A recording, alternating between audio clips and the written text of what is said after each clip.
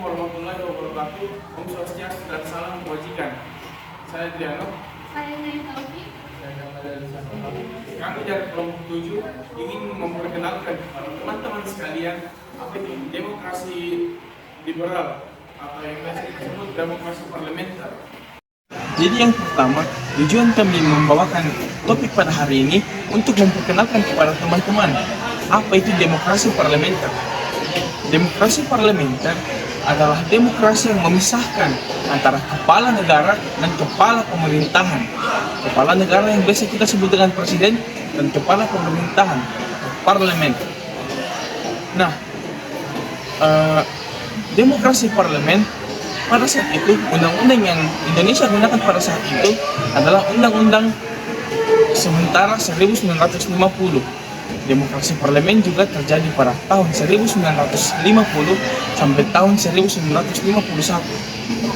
Salah satu ciri demokrasi parlemen adalah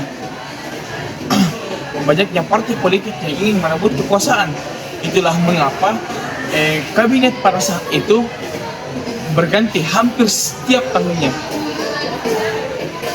Nah, jadi yang pertama, kabinet yang pertama yang dimiliki Indonesia pada saat itu adalah Natsir,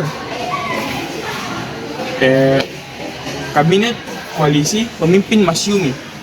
Program kerja Natsir pada saat itu adalah yang pertama, meningkatkan keamanan dan ketertiban, konsolidasi penyempurnaan susunan parlemen, penyempurnaan angkatan perang, memperjuangkan masalah Irian Barat, dan yang kelima, ekonomi rakyat sebagai fondasi ekonomi internasional, ekonomi nasional.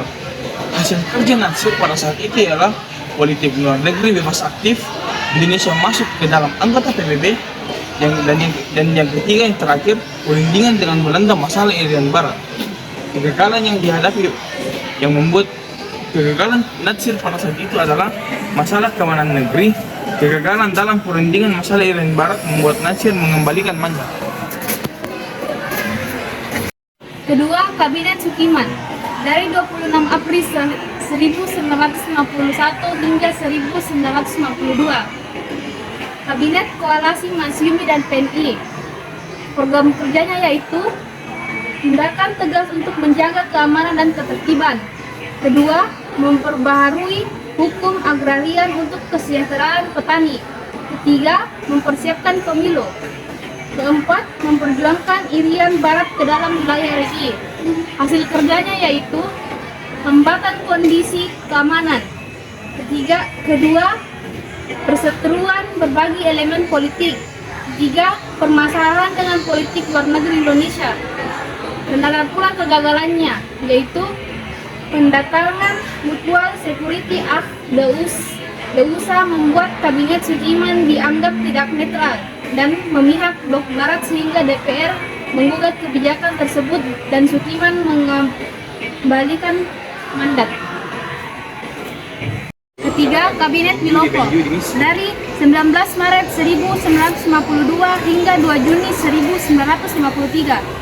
Kabinet Koalisi PNI Masyumi PSI. Program kerjanya yaitu mempersiapkan penyelenggaraan pemilu. Kedua, meningkatkan taraf pendidikan, kemakmuran, dan keamanan rakyat. Ketiga, menyelesaikan masalah Irian Barat dengan Belanda. Keempat, menjalankan politik luar negeri bebas aktif. Hasil kerjanya yaitu mengalami banyak hambatan seperti munculnya sentimen kedaerahan. Kedua, konflik dalam angkatan darat berujung peristiwa 17 Oktober 1952, yaitu demonstrasi yang didukung oleh militer akibat campur tangan parlemen dalam urusan militer. Ketiga, peristiwa Tanjung Moral, Sumatera Utara, pengembalian tanah perkebunan pada pengusaha asing di atas tanah yang telah digarap rakyat sejak zaman Jepang. Kegagalannya yaitu mosi tidak percaya dari pihak posisi dan diakhiri dengan mengambil mandat. Kabinet keempat yaitu Kabinet Ali Sastro Wijoyo dari 31 Juli 1953 sampai 24 Juli 1955. Koalisi PNI dan NU. Program kerjanya yaitu mempersiapkan penyelenggaraan pemilu, mengatasi gangguan keamanan, melaksanakan politik luar negeri bebas aktif, penyelesaian pertikaian politik, pembebasan Irian Barat. Hasil kerjanya yaitu dibentuknya panitia pemilu, sukses menyelenggarakan KAA di Bandung, hubungan dengan Cina membaik. Kegagalannya yaitu memperjuangkan Irian Barat dalam wilayah RI, munculnya berbagai pemberontakan, konflik di tubuh TNI AD yang terus berlanjut dengan mundurnya AH Nasution digantikan dengan Bambang Sugeng. Jariku. Kabinet kelima yaitu Kabinet Burhanuddin Harahap dari Agustus 1955 sampai 3 Maret 1956. Kabinet dari Partai Masyumi.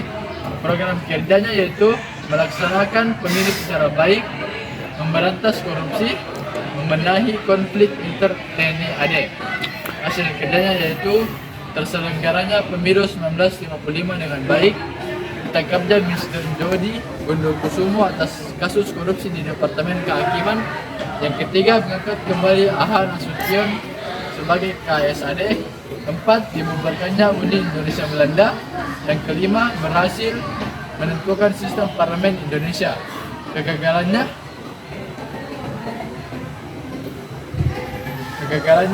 komposisi partai pemenang pemilu yang saling berseteru.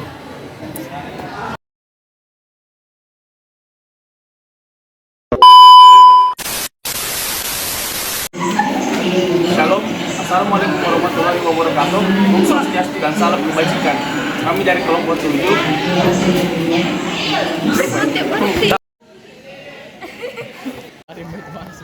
Begini kayak behind the scene.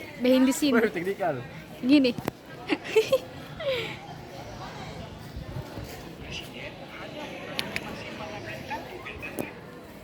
Bisa anjir.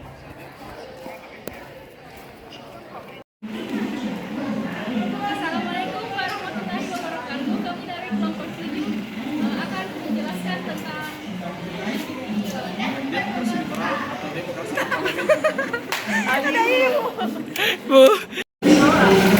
Assalamualaikum warahmatullahi wabarakatuh. Salah satu ciri dari demokrasi parlementer adalah banyaknya partai politik yang ingin merebut kekuasaan untuk merebut Jadi toh kemarin di sini kita bikin video banjir ke sekarang guys teh, sana juga teh. Nih. Bikin modelnya semansel ke banjir gitu. Aduh. Apalah. Assalamualaikum warahmatullahi wabarakatuh. Om Swastiastu dan salam kebajikan. Perkenalkan, nama saya Indano. Saya Nailoti. Kami dari kelompok 7. Topik yang kami bawakan hari ini adalah demokrasi liberal atau demokrasi parlementer.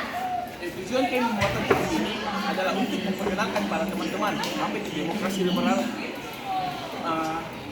Jadi di demokrasi liberal atau demokrasi parlementer, undang-undang yang digunakan pada saat itu adalah Undang-Undang Sementara 1950. Tegas untuk menjaga keamanan dan ketertiban. 2. Memperbaharui hukum agraria.